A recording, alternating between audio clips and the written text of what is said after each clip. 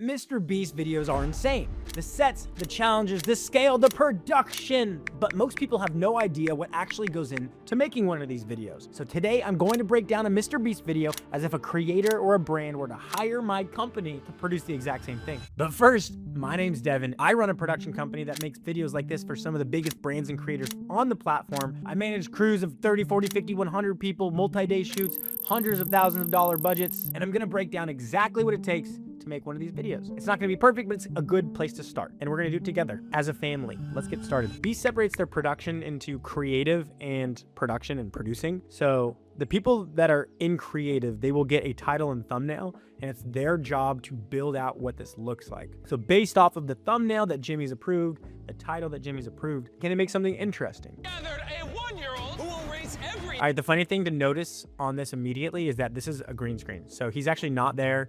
These kids are not there. They are all composited in with a VFX team. They do a great job. Jimmy's VFX team is fire. What you're gonna see throughout this entire video is that VFX does a good job of previs. So what they'll do is they'll internally pitch ideas to Jimmy, or more likely to people below him before he even sees it. They'll pitch those ideas using VFX, using like 3D or like even like hand drawing, and they will eventually become real VFX in the video. I gathered a 1-year-old who will race every age all the way up to a 100-year-old, and they're gonna compete for $250,000. Come on, Jimmy! Ready? Go!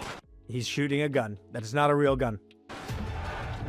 All right, just notice we've got this area right here. This means that we have a set designer. They are building a set. This is a custom set.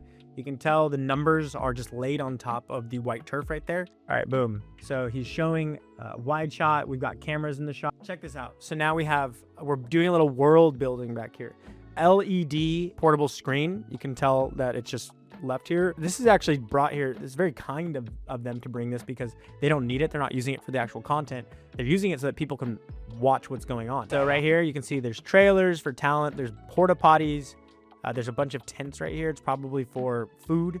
You got to feed everybody. You got to let them go to the bathroom, and you got to let the talent rest. These 100 people are not there for free. So they all cost money. And the people that are under 18, you might as well double or triple their cost because you need their parents to be there too. All right, we've got more art department. We've got graphics on the screen. So they are running through this. That was a tunnel, and they are now inside. They're including more costumes. They've got yellow, red, green, pink, orange, so that you can differentiate between everybody. Now we have other things around here. We've got all the cameras on the floor. We've got, looks like Jimmy's standing on multiple cameras. We got PTZ cameras in here, GoPros everywhere. People on platforms shooting, and look at this, so fun, so cute.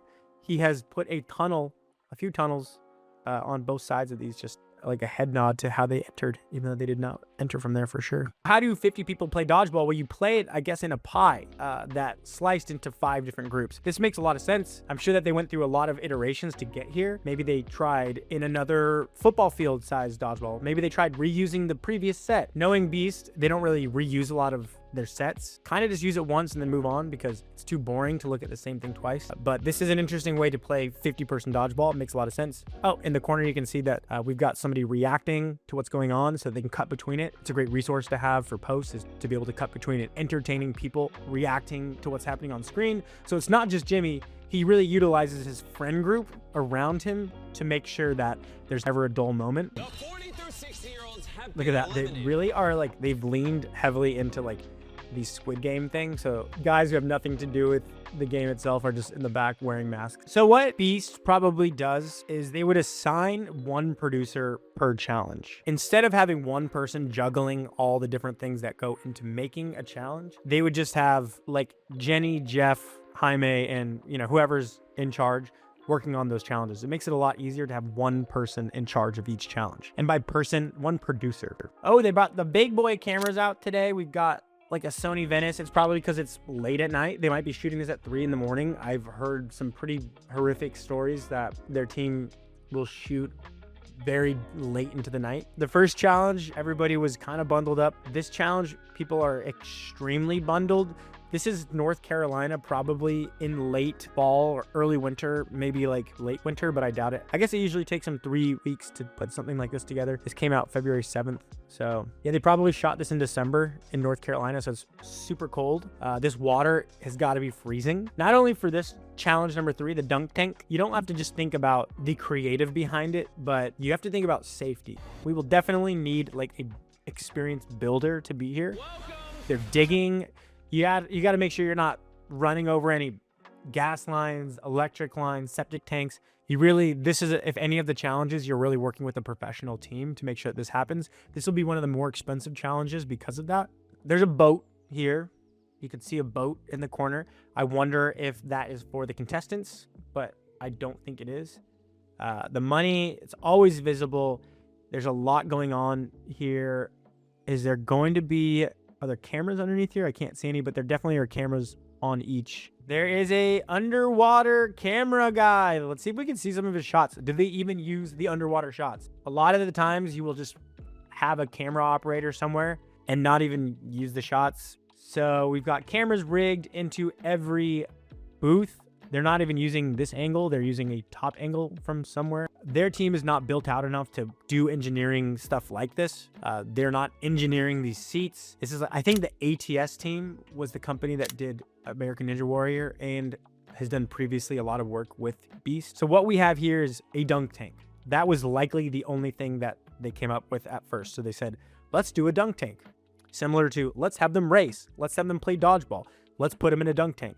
But a dunk tank alone is not that entertaining. So what could make it more entertaining? Well, they fall into freezing cold water, they swim to the edge, and then they build a ladder. So just getting out of the water was probably a challenge for the creative team. And they're like, how can we make that into a challenge for the contestants? It's a pretty good solution. Custom score for this. Why not? You're Mr. Beast. And it's actually not as expensive as you think to have a custom score. You could probably get one done for a few $1,000s. Not everybody has that for the videos. This is definitely indoors. So they're not really floating. Of course, I feel like I don't need to say that, but they aren't floating. Just using a little VFX magic. They are inside. You can tell by the lighting that they have. It's really crisp and clear. There's no wind through. I don't see any wind through their hair, so this is definitely indoors.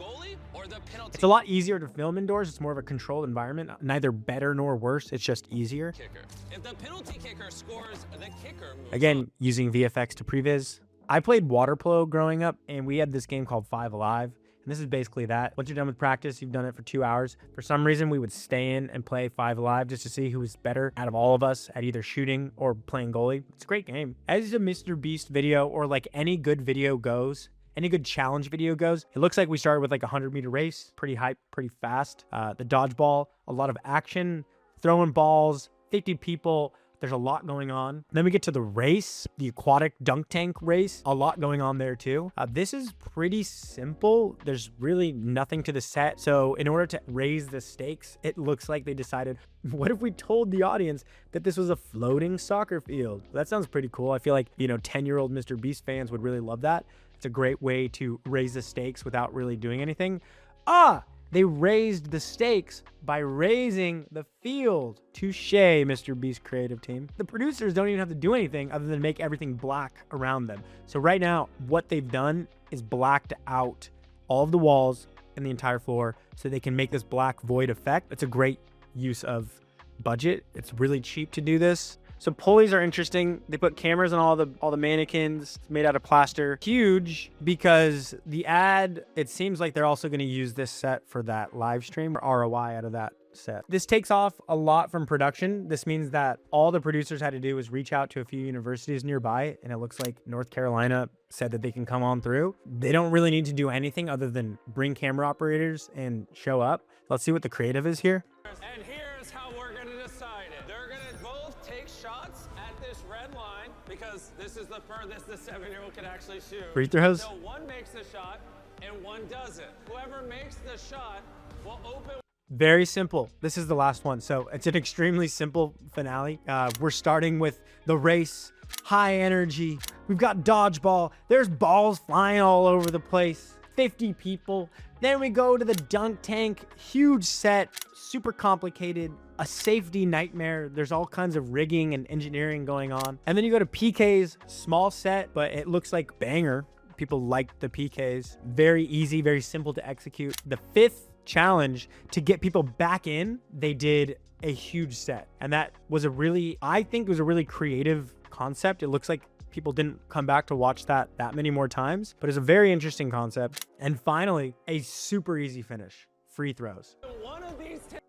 You can't hate the guy. You're saving some money on the back end. North Carolina wins. They got Mr. Beast at a game. I'm sure that the university actually reached out to them for like a brand deal, and they're like, sure, we could think of something. Somebody on the creative team was like, why don't we do free throws? But that's not good enough. So let's do free throws combined with a classic briefcase swap game like Deal or No Deal. A great way to use what they have, a great way to use free or inexpensive, or maybe they were even paid to be here.